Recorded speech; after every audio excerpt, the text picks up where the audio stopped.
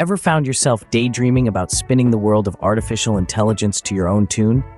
About creating a custom version of a chatbot tailored to specific tasks or domains? Well, today, we're diving into a step-by-step guide on how to create and sell your very own custom GPTs on the GPT store. First up, you'll need to create your custom GPT using ChatGPT. This could be a fine-tuned version of any of the ChatGPT models, such as ChatGPT-4, DALL-E, Codex, or Jukebox. Remember, you can integrate ChatGPT with other services using plugins. So whether it's Google Sheets, Spotify, or Wikipedia, there's a world of possibilities. Once you've created your GPT, given it a name, and added some examples of how it works, you're ready to move to the next step. Now, it's time to save and publish your custom GPT.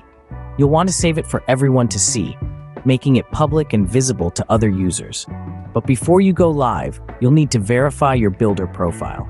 This lets other users know who you are and what kind of GPTs you create. Don't forget to review the usage policies and GPT brand guidelines to ensure your GPT is compliant with the rules and regulations of the GPT store. Once your GPT is approved and published, you've reached the fun part: promotion and monetization. Share your GPT link on social media, blogs, or forums. Anywhere your target audience might be interested. Don't be shy about asking for feedback and ratings from your users.